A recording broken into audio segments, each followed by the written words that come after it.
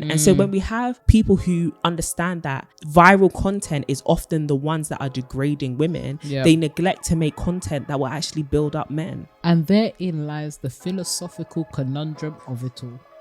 Therein lies the great issue of our time.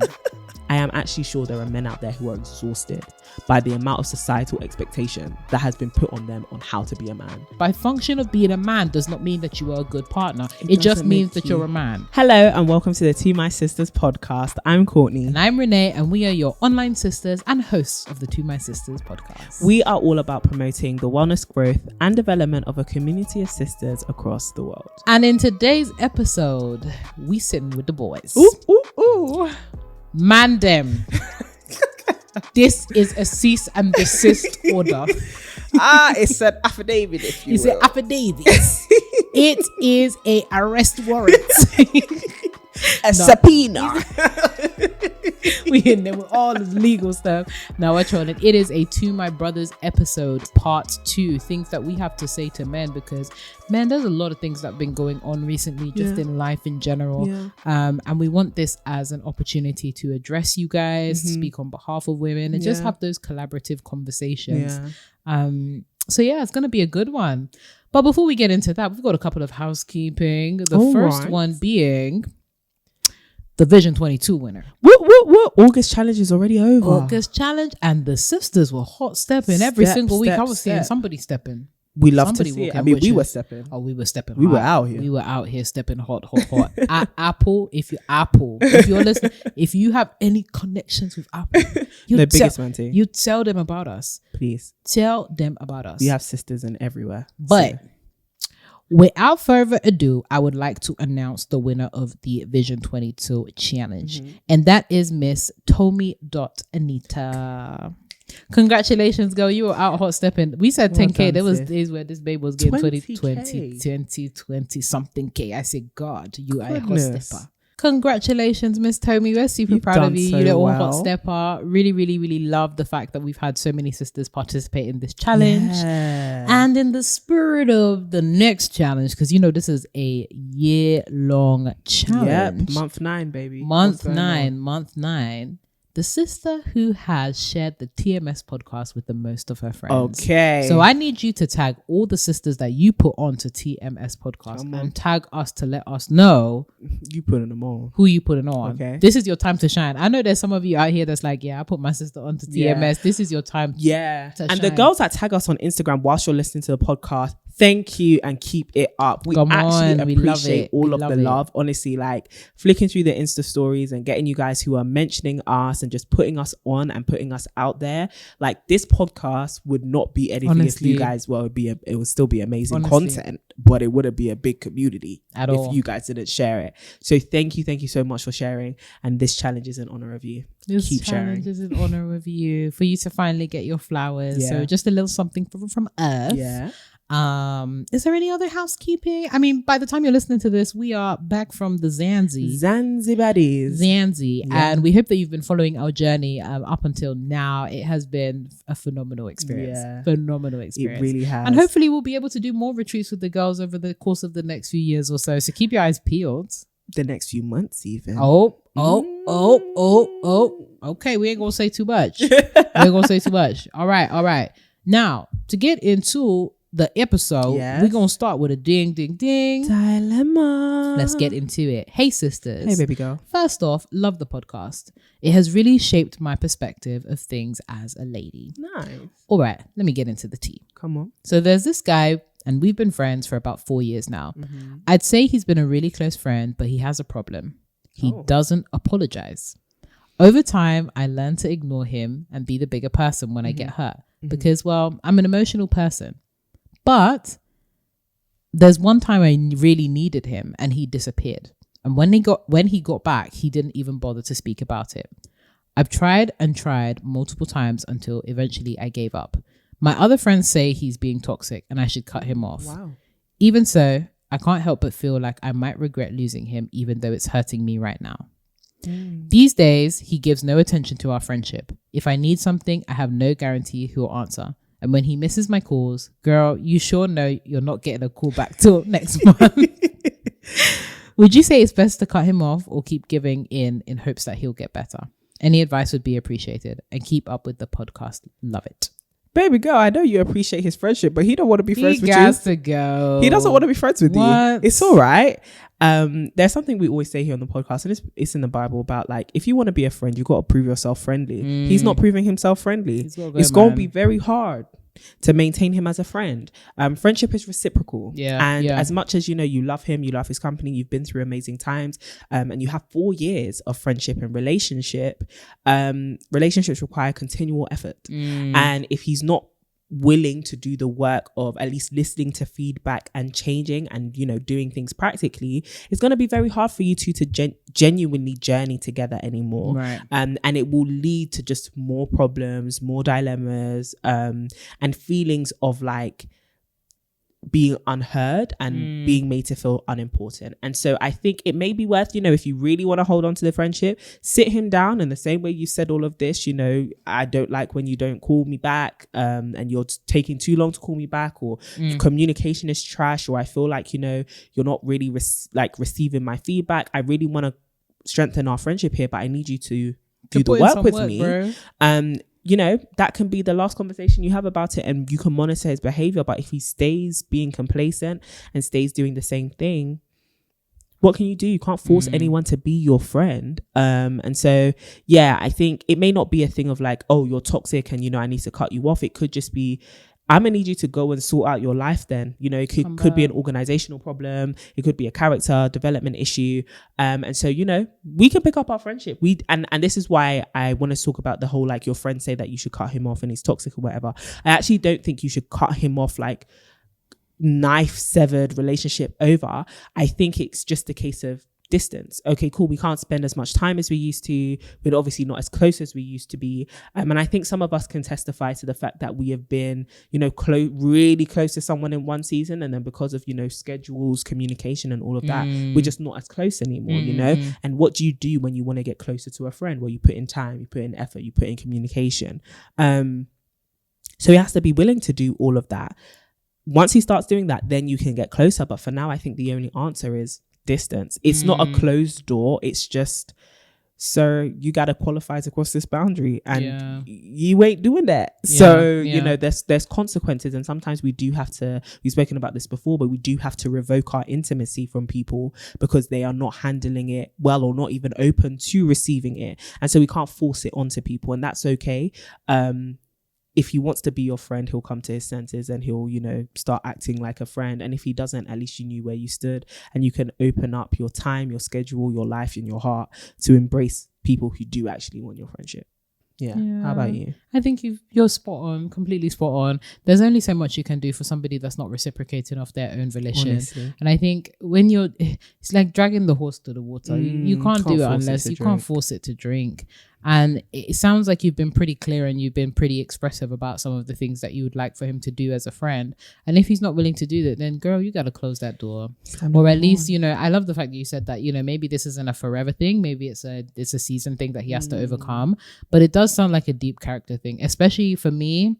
When people aren't able to apologize, that is highly problematic, because I think we've spoken a lot about like love languages, but there's also apology languages. And apologies are so important because it's the recognition of the other person's emotions, the recognition that something wrong has happened, and the recognition that there's responsibility that needs to be taken. And if you're unwilling to take that responsibility, that is a big red flag for me, both in romantic relationships, but also friendships. And then also the fact around like, you don't know when this guy is going to call you back.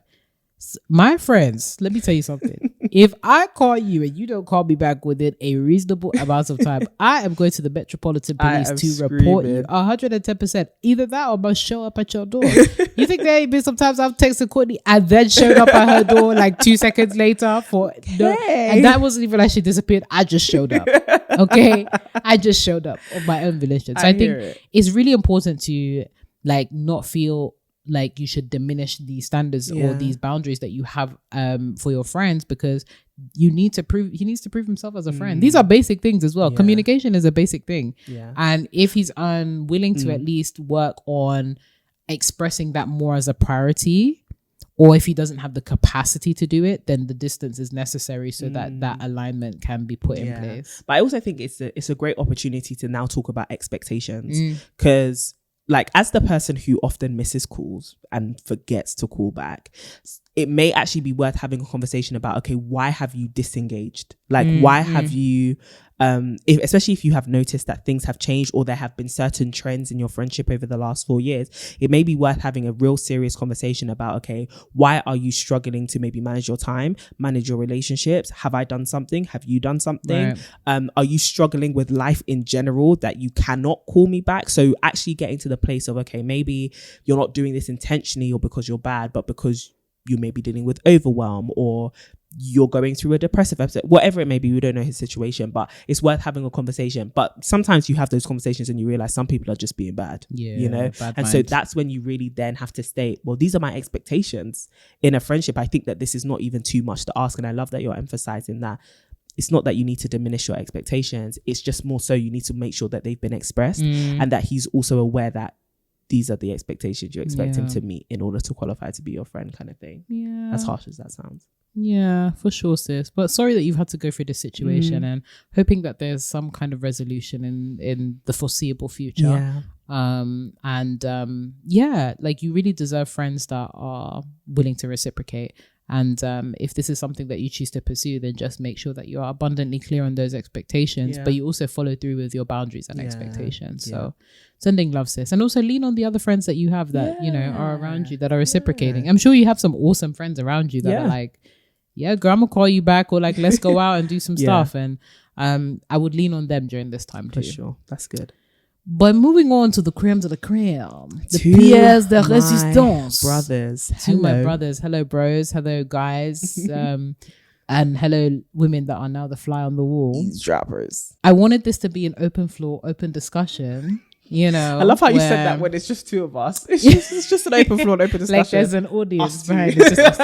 I wanted to be an open discussion, given the various things that we've been talking about recently, as well as the rise in men's communities around various different things that are, you know, affecting them. So, you know, the rise of figures like, you know, Andrew Tate and incel behavior, the rise of just general attacks on the I hate to say it, heterosexual men and their capacity to live up to standards. The cost of living crisis hitting the dating scene. Just men's loneliness as well. Like, lots of things are affecting the brothers hard right now. Big time. And I think there's not a lot of platforms out there that give the space for men to discuss these things, but it's always a weird dynamic as well when women have a conversation with men too. So I thought this would be a good time to have a conversation around some of those topics. I love that. I think so too. Yeah. So let's get into it. Let's get into it. So let's start with the first one, because that's a heavy hitter. The rise of the incel. Oh, jeez. I mean, the continual rise. It's been happening, man. It's called ebbs and flows. Golly. Ebbs and flows. Yeah. But what would you say are some of the dangers of being a man that is in close proximity to incel-y type behavior, and also the danger in the rise of figures that are very disparaging towards women? So I think, first of all, you have to acknowledge that, like, as much as these men talk about women, they are also creating a culture for men, and they're creating values, standards, and almost trying to lay down this kind of play for play about what men should do and how they should navigate through the world, right? So my first kind of advice, or just I'll let you deal with this, is, are those men happy? Are those men successful in the things that they talk about? Do those men have a life that you actually desire? Or have they so branded themselves as being the top alpha male and everything that you should desire, but they are actually not what you innately desire? So I think, to the fact that, you know, Kevin Samuels, God rest his soul, look at the way that man died. I'm not even going to talk about the dead, but the dead need to be spoken of in this situation. No. Biggest bad thing. That man was someone's father, and so I'm going to put respect on his name, even though you guys know how I personally felt about him. I'm not even going to speak for Renee on this one, But biggest man thing, that man died unmarried from a heart attack. Allegedly. Yeah. No. Biggest man thing. We'll talk about this the other day, right? After having sex with a woman, a woman he wasn't like married to, unidentified woman, right? Is that the life you want? Because this is the life your leaders are living. So I actually want us to understand and take time to stand back and realize that as much as this, you know, the incel-y culture stuff, right? The incel-y content stuff is there trying to shame women. It's leading you guys to live a shameful life.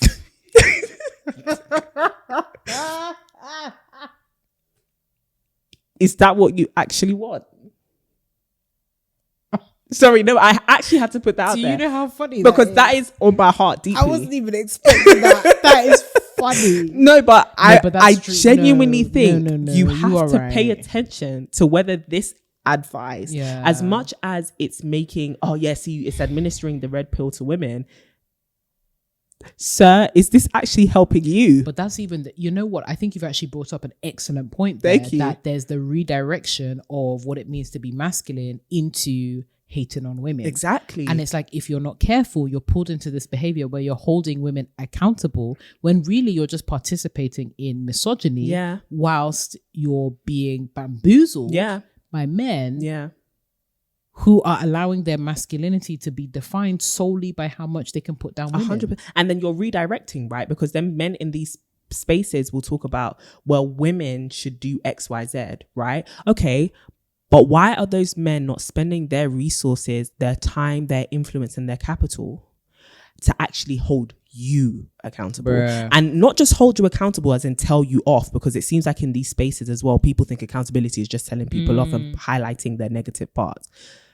But actually holding you accountable as in providing mentorship, providing advice, providing wisdom, knowledge, brotherhood, community, resources, therapy. Like, why are they not diverting their attention to invest in you? And I say this because I'm gonna need you guys to demand more of these men in the way that they cater to you, because they are really giving a lot of vim to the way that they take care of women and addressing women's issues, when we're apparently not even their target demographic. I love that you talked about demanding more, because the thing is, a lot of these men as well, they will offer you a service, like a coaching service, or they'll offer you, like, I don't know, some way to make money through their like Forex scam. And it's like, in men's community should not just revolve around making money and talking to women. Good. It's way more than that. It's about being a man holistically, thinking about your emotional burdens, thinking about some of the resources that you need to thrive beyond financial welfare. This is the reason why you are so unhappy. And then we'll now redirect it to, it's everything to do with women. Well, actually, it's everything you've neglected in your men's communities. And what people have neglected to give you, right? And you are actually in need of these things. And it's actually perfect, not just okay. It's completely understandable and human to need these things, to need attention, affection, affirmation, like all the A words, right? But then also accountability and friendship, community, support, right? From men and from women. And so when we have people who understand that viral content is often the ones that are degrading women, they neglect to make content that will actually build up men, right? Because it's not profitable. That's good. It's not profitable. It doesn't build up their brands. It doesn't build up their egos, right? But then that leaves you guys wanting and in need. And as much as, because we get these comments as well, like on the TMS episodes, which is it women that are going to have to do men's work as well? There's actually only so much that we can do as we try also to thrive and survive. And also, some of you guys don't like listening to us. And I'm actually going to fully say that's silly, but also I can't be the one to change your mind. If you won't hear sense from us, go and hear sense from somebody you'll actually hear sense from. But the men that you would actually want to hear sense from are talking about women. And therein lies the philosophical conundrum of it all. Therein lies the great issue of our time. I said it in the last episode that we did on To My Brothers. I'm going to say it on this one too. Stay out of women's business. And I'm going to add the addition that Courtney so poetically gave y'all, stay out of women's business unless you are ready to do women's work. If not, you guys got to get to work. Gone. Gone. Because I don't know why. I just don't get it. Like, men, there's just so much more than beyond this incel behavior. Yeah. And it's really abusive behavior that you're prescribing to. It is really scary and dangerous. And these are echo chambers that are all about the objectification of women, the degradation of women, and this whole obsession with women. It's quite scary. It's quite scary. And I like to believe that if there are men that are listening to this, and ladies, if you are listening to this and you think that a brother would benefit from this, send it to him, because he needs to hear that he is far more than, girls. There's a rapper Dave, Santan Dave. Some of you may know him. If you're not, some of y'all missing out. Great guy. There was a lyric in one of his songs where he said, "Don't die for nyash." Some of you are dying for bum. And it may not be that you're necessarily chasing it, but it may be that you're angry that you're chasing it and not yielding the results that you want, which is why you're turning to these incel behavior like tendencies and these chat rooms and these really scary spaces. Yeah, it is like these are the kind of things that can facilitate abuse in real life, because you get this warped feeling and this warped understanding of interactions between men and women. You start to project not only your own frustrations with women, but the frustrations of collectives, right? You start to, this is the thing about communities, right? The energy is very infectious. The thoughts, the feelings, the experiences of other people in some way start to become your own. All of a sudden you're carrying the rage of like 100,000 men that have not been able to deal with the issues that they have with women in their own lives, and will project it onto the women that you engage with to their and your detriment. And then you wonder why you can't attract a lady that you kind of want. You wonder why you keep on getting into sticky situations with not just women but also men. And you wonder why you have this deep set anger in you that keeps on getting stronger. Worse. Yeah. And I want more for my mandem.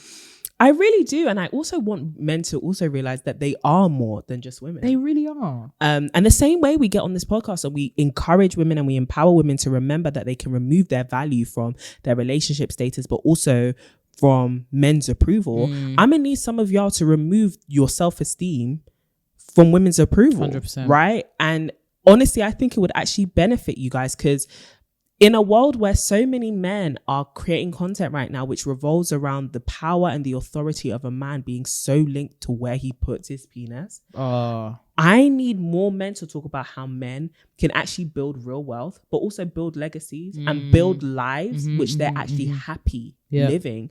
I think we need to have more conversations as a wider collective of society, but also you guys in your men's circles about men's happiness, like whether you are actually happy, not just what you have, not just what you possess, and dare I even say how much you have advanced, but whether you are actually happy. I'm concerned about how many people are not concerned with whether men are happy. That's even a great way to segue on to the next point around the rise of men's loneliness and the fact that more and more men are at risk of ending up alone. Oh, and I need you to say that louder, because people think, and please do not be deceived, that loneliness is an issue that independent women are going to be. There we go. Hello, somebody. With. Hello for the people in the back, because more and more men are going to end up alone, lest they heed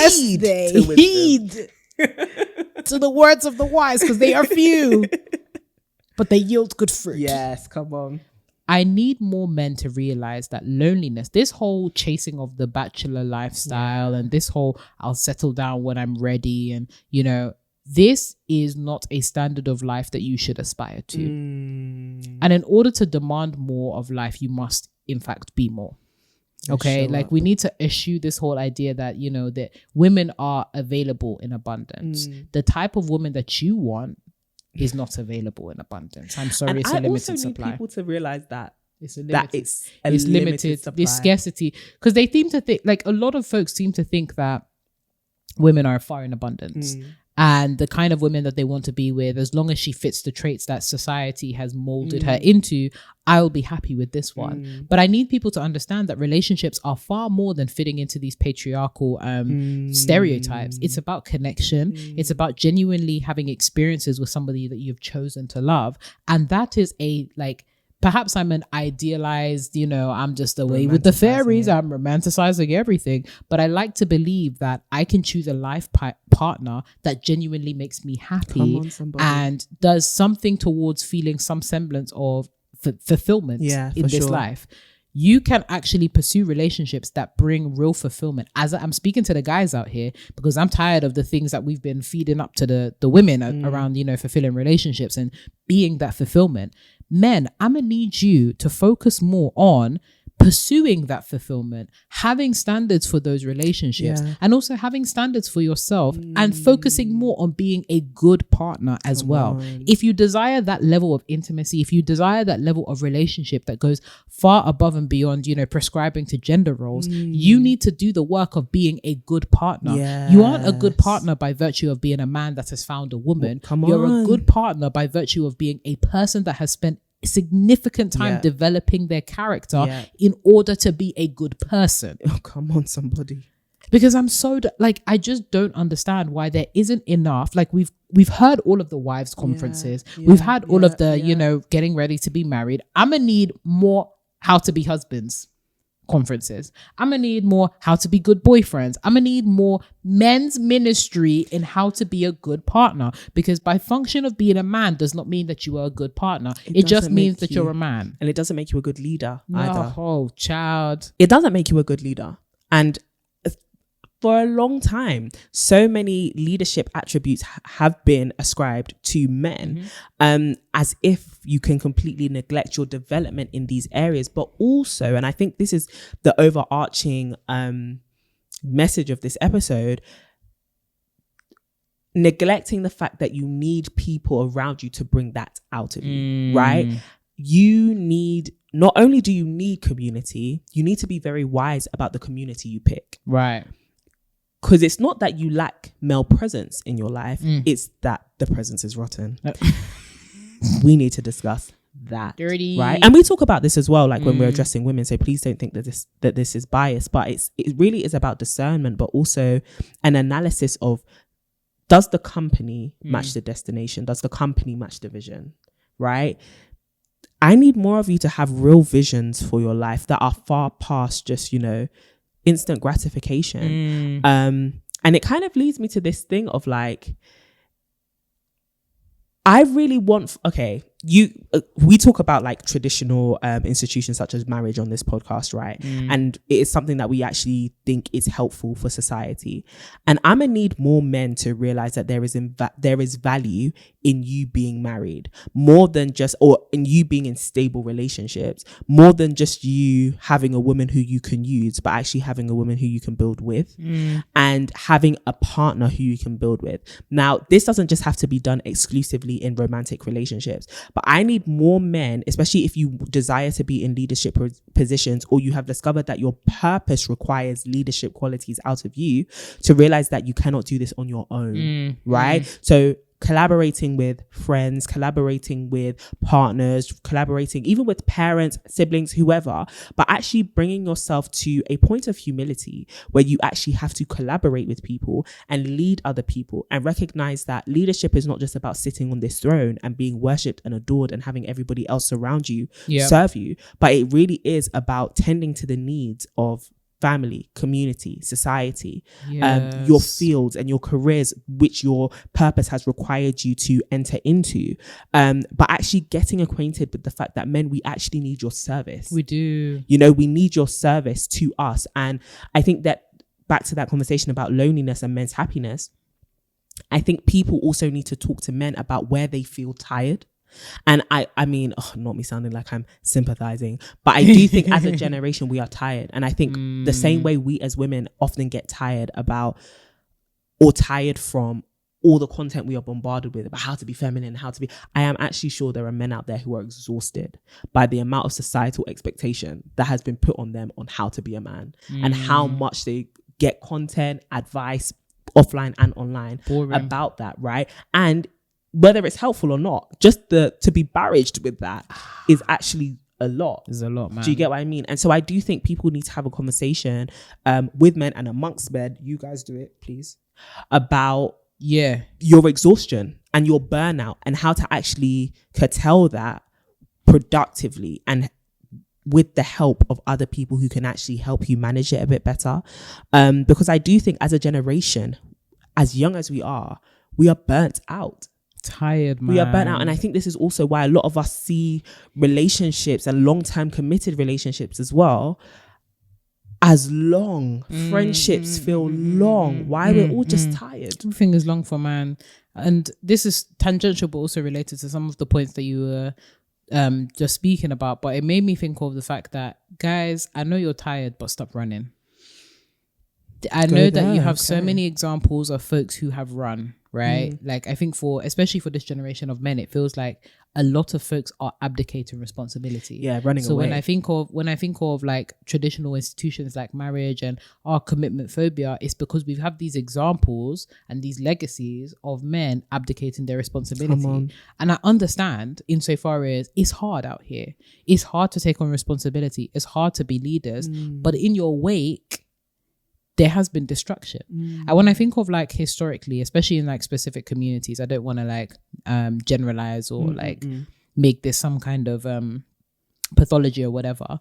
But when I think of like, for example, Black communities back in the post-colonial era, the way that they targeted a lot of our families was by, you know, going for the men, removing the men. They were out here working, removing the men from the household. And it's like, now more than ever before, men, you cannot expect to be treated with respect and kindness as a leader when you have abdicated the responsibilities of a leader.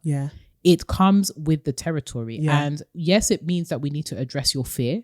Yes, it means we need to address the way that you're equipped to be a leader, but you cannot abdicate from that responsibility, because in your wake, it leaves destruction. It means it leaves brokenness. And it also leaves a lot of us with the task of having to mend those pieces and take on responsibilities that we weren't built to take on. And another thing I want to address real quickly is the fact that abdication of responsibility now will lead to your loneliness later.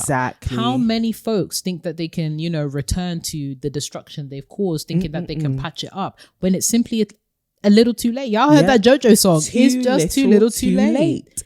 And you also cannot be upset at people learning how to manage without you. If you abdicate for so long, the people will adapt. They will adapt. They have to adapt in order to survive. And so you can't then be upset about the fact that people have learned to manage without you in this position. And then similarly, like if it's too little too late, you can't then come and just assume that position. Have you earned it? And there is a degree of earning the respect that you command. I don't think enough people realize, just in general in this generation, in a generation where it's so easy to just stand on a stage and say, hey, look at me. I don't think enough people realize that this line in Bridgerton, obviously one of my favorite shows. God, when we'll be relinquished from the burden of Bridgerton. I am screaming. Where the Duke has a stutter. In his childhood, he has a stutter. And I can't remember her name. It's been a while since I watched Bridgerton, but she comes in and she says, you know, I'm going to make you worthy of the attention that you command, right? Because when people look at you, I want you to actually have something to show, you know? And I think a lot of us, you know, flail about and it's like, hey, look at me. And then we look at you and you're a clown, a jester. Not just men, women too, right? You have nothing of such. It's the calmness with which you said that. It's a clown. You're a clown. A jester. Yeah. We laugh. You're a circus show. Exactly. God. Because those things garner attention, right? At the same time, but do they command respect? That's good. Do you get what I mean? That's good. And so you actually have to be worthy of the respect that you command. And this isn't me being disrespectful and being out here like, see, you men are clowns. No. Some of y'all clowns though. Okay. If the shoe fit, feel free to lace that up. Wear it. Clowns. I love y'all, but some clown of y'all shoes. Clown shoes. But they fit you perfect. Perfect. But this isn't to diss anybody. This is to say, for all of us, if we are going to demand respect, and this is not about like basic human respect and human decency and being shown respect. That's a given.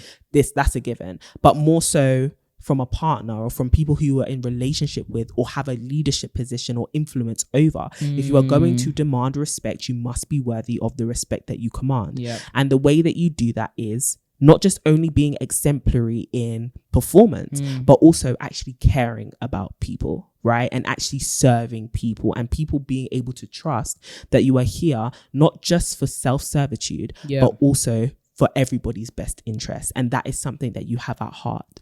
And I love that you were talking about where are the men conferences about how to be a good husband and all of that. And I do think there is something to know. We've been talking about it recently as well. And it's something that has hurt my heart from a long time, which is the perversion of certain cultural expectations to really, and I mean really, absolve certain people of the sobriety and the maturity that they need to have in order to navigate through things like marriage and family and being a father and things like that. Because if we look at, everyone always goes to the quintessential Proverbs 31 woman, or, this is the perfect wife and this is what she does and this is what I desire.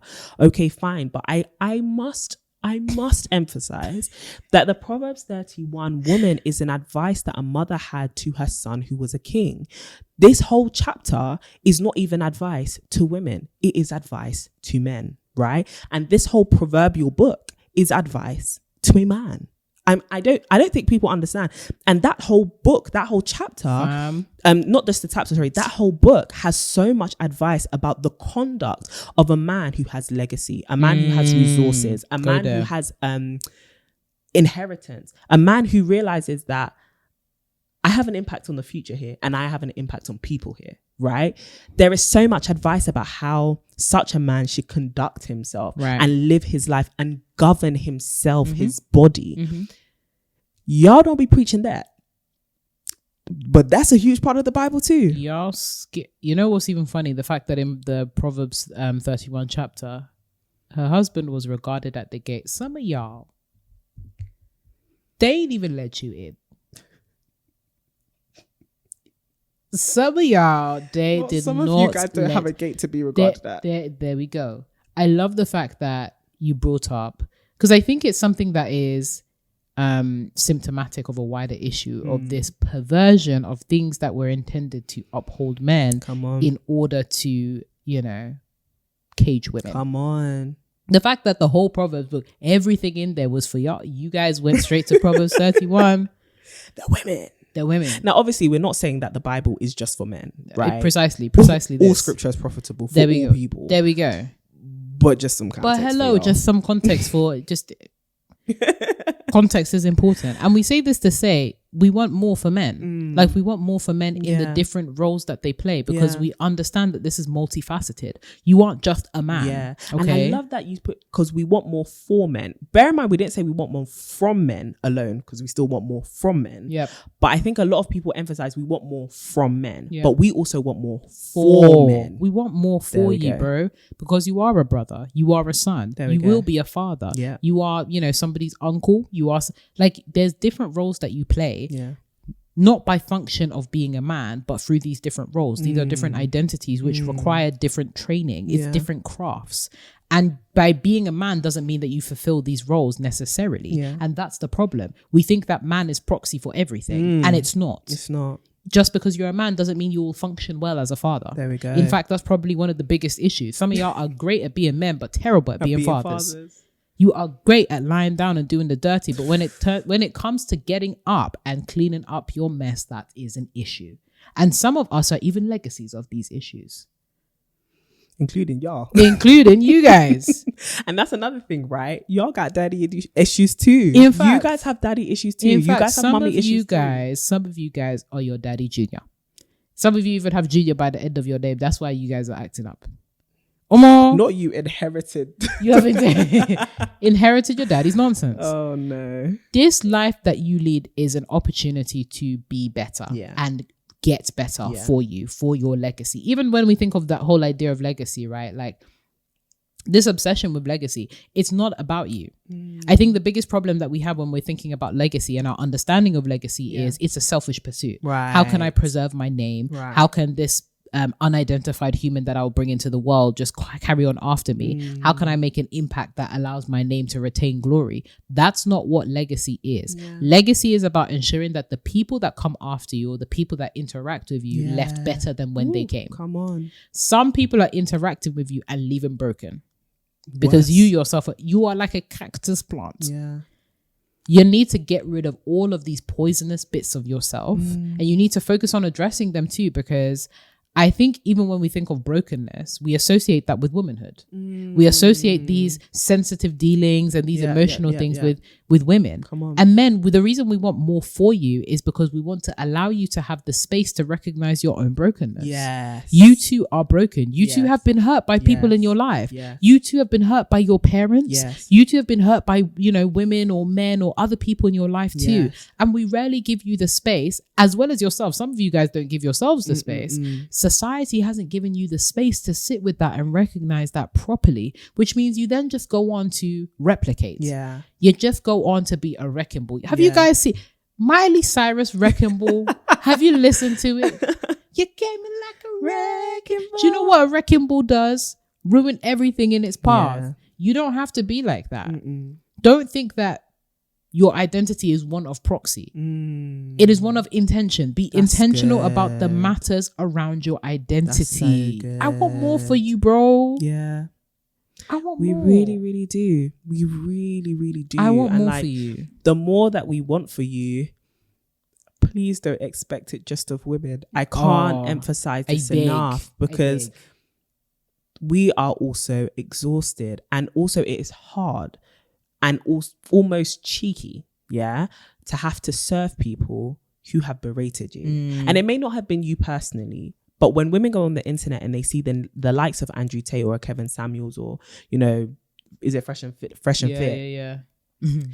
Going on the internet and degrading them, insulting them, embarrassing them, maybe not them personally, but people who look like them, and just women in general, as they talk about them in these generalized terms and concepts.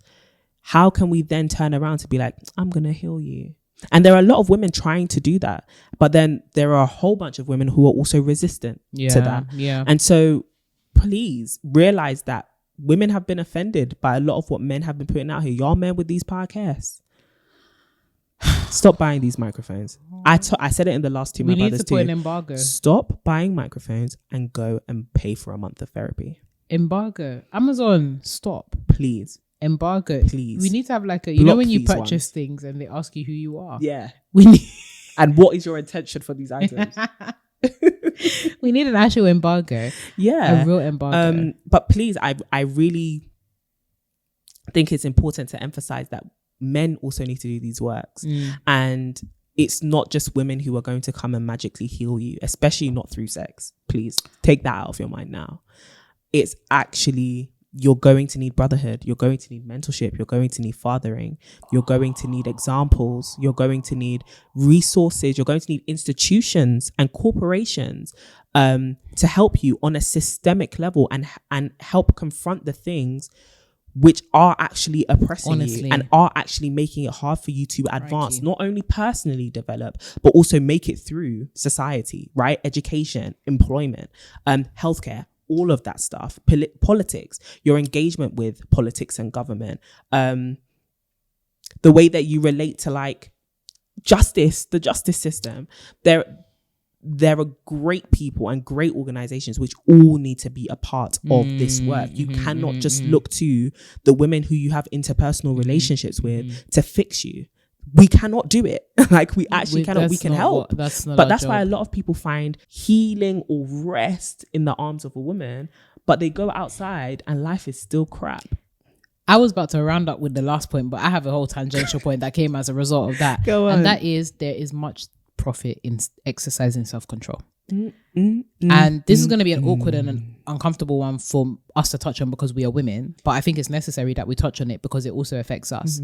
But you guys need to get some self-control, especially as it pertains to sex and the way that we engage with women. And you guys already know, like, the effects of excessive pornography, fapping. Yeah, we're having that conversation. Yeah, look me in my eye, brother. Yeah, we're having that conversation. Yeah, I know some of you are, knocking boots with yourself back there. All right, and this isn't to shame anyone or anything like that, because this is also something that women engage with too, and we've discussed it. But with men as well, the preoccupation with sex and sex without boundaries or borders or having any kind of like, just this whole sex narrative, without discipline, right? In fact, just discipline in general when it comes to engaging with women. Yeah. I need you guys to have a bit more discipline. I need you to have a bit more discernment. And I think I need you guys to have a little bit more dignity in the way that you carry yourselves. Yeah, that's the word. Because what we're not going to do anymore is enforce a sexual standard for women and enforce this possessive, like, body count, women needs to be low, she needs to preserve herself for me, and exercise absolutely 0 ounce of self-control as it pertains to any sexual endeavor whatsoever. Right. Because this will leak into other places in your life. Yeah. When you lack discipline, this is the thing about discipline, and this is the thing about personal values and principles. When one sphere is out of alignment, it will leak into other areas in your life. Yeah. And there are actually proven benefits to exercising discipline in these areas. Sharpens your minds, increase of testosterone, gives you so much more energy. Mental clarity. Guys, I need you to sort it out. All right. And I know it's awkward. Maybe it's one of them conversations you need to have in your men's communities, in your men's circles, because it's weird for a woman to be like, yo, guys, stop excessively watching pornography, masturbating and all that kind of stuff. But it needs to be said, and we need to have these conversations, because it also leaves women in an awkward position where they have to live up to all of these extreme sexual desires or extreme sexual appetites that have been fanned as a result of excessive instant gratification. There we go. Look, and even if you're not heteronormative, and even if you are, obviously we're speaking from a Christian perspective, having dignity about the way you comport yourself when it comes to sex is important. Whoever you have sex with, whether they identify as women, non-binary, or whatever, and you identify as a man, having some kind of respect for the people that you engage with, especially physically, is essential. For me, it is a baseline value, and I think that everybody should uphold kind of respect for the people that they choose to share their body with. And I think the prevailing narratives that have been fed to men is, you can't control yourself, you desire and deserve sex. If you slip up, then you slip up. I need the standard to be higher for men. And I think that's the general thing right now with masculinity. We're going to need the standards to be higher. 100%. 100%, or at least we need the standards to be applied to men, because the standards have existed, but it's whether they apply or not, and whether they're adhered to, that is the real question. And then, but I feel like the standards have existed, but just not in the right places. That's true, because you have this hyper masculinity. That's high standards. That's true. But that's not helpful. That's not helpful at all. Yeah. So I think there also needs to be, there's extremes. And I think there needs to be a review of what we consider to be productive and also what we consider to be valuable. Because my last point, throw away these concepts you have of high value, man. Oh, child. They have given you the wrong definition. Grief. I am so sorry. Grief. You've been misled. But you've been misled, bamboozled, hoodwinked. Hoodwinked, if you will. Lest you fall into the lifestyle trap of, Red Bull and... I am so sorry, swinging pendulums. Swinging pendulums. But the last thing that I wanted to touch on really briefly was cost of living crisis. Yeah, sorry, no, I even have something to say about that. Yeah. We're going to try and be brief, guys, because we know. No. Go for it, please. Guys... You know what? This one isn't even masculinity related. There is a cost of living crisis going on globally. Crisis, baby. I implore you, not just to step your body up, but to manage your money wisely. There we go. Like, genuinely, it's scary outside. All right? Things are expensive. Okay? And I know, especially for men, I think there is more of a pressure to front, like you have it all together. Especially when it comes to the dating scene. I ain't gonna lie to you. This is why there is much profit in the pursuit of singular digit with one women. No, because you're out here going on dates with multiple, many women. Bunch of women. They're expensive. Said, Jesus, what a life. More women are expensive, and you're there doing, and you're there just every bunch of women. a handful. Wow. Ginormous amount of women. And you think it's going to come cost free? Yeah. Omo, pick one. My advice to you is pick one. Pick one at a time. So if you're feeling like you got a little... I'm just trying to see... Pick one and pursue her. But honestly, cut your cloth according to your size. Like right now is the season to just cut back on some stuff. Please. And I really wanted to say that because, and I love that you brought up this cost of living crisis thing, because I do think there is an immense amount of pressure, especially because of masculinity content out there, for men to look rich, but there is barely any, like these same people who are talking about looking rich and having all the girls and the swaggy and the cars, the drip, getting yourself jacked up in the gym, calm, but are they also equipping you for knowledge about how to build sustainable wealth during this time? Right. Probably not, because a lot of them haven't done it themselves. Leave the forex traders alone. Leave them. They're professionals. They call that a Ponzi scheme where I was brought MLM, up. baby. More it's all right. Anyone can get caught up in it. But the truth of the matter is right now we need to look to sustainability. There we go. We need to look to building real assets which will last the test of time. But even before you may be thinking about buying assets and attaining assets, actually having income. Yeah. Actually being skillful to attain income as well. But then also knowing how to save and to manage your resources right now. And not just resources, not even just capital, but actually other forms of capital. Your time, your attention, your energy. Yeah. You need to be knowing how to manage all of it. And that's why such a point such as discipline is actually so important, because now more than ever, all of us collectively, brothers, sisters, we all need it. Wow. To the brothers, brothers and sisters and siblings, all folks of every variety. Our digital family. We hope that you enjoyed that episode. And hopefully at some point in the future, we'll actually bring on some brothers to come and share their thoughts and engage in conversation with us, and also to demonstrate that there are some upstanding members of the community, of all communities, in fact. But please, we don't endorse anybody. The people that are here right now, these are the... we don't even endorse each other. Please. I'm screaming. But hopefully that will occur soon, and we'll have some good brothers on here to come and gist and jive with us and share their thoughts on a number of things that are pertinent to men's communities. But sisters and brothers, particularly brothers that are listening, we'd love to know, what are your thoughts on some of the issues that you're facing? Like, where do you need more representation? Where can women be doing their bit to support? Where can men be doing their before you say to support? You know what I'm saying? Where can men pick up? So we'd love to hear your thoughts. As ever, if you're listening on Apple or Spotify, come over to YouTube, subscribe whilst you're at it, and drop your comments and thoughts below as per usual. Please. And of course, you can come and say hi to us on our individual pages alongside our actual at 2 Sisterhood, pages. At 2 Sisterhood or everything. I'm even linked it. I've been saying even linked it for the past 3 episodes. TikTok, Twitter, Instagram at 2 Sisterhood. Support. Come say hi to Miss Courtney at CD Boateng, and come say hi to me at Renee. We love to see it. And if you would like some weekly glow and grow tips, we don't discriminate who signs up to the mailing list. Okay, sign up to the mailing list at www. Only incels.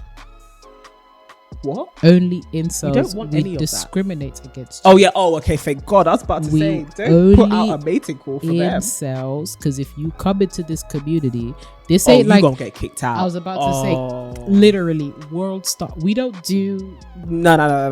We don't do the calm stuff. About here, around here, this is a sisterverse. This is a dictatorship. When it comes to that nonsense, we fight. Totalitarian, baby. So please, if you are going to chat rubbish, just know we're going to give you a few blows back and then you're getting kicked out. Simple. Don't even waste your time. Don't waste your precious time. You're wasting your precious time. Oh, don't kill me. There we go. Yeah. So, everybody but incels, please sign up to the 2 My Sisters mailing list. 2mysisters.com. It is free. It is weekly. It is amazing. Chock-a-block with loads of resources. So we hope that you have an amazing week. Thank you for listening to us, and we'll talk to you very, very soon. And as always, keep glowing and growing.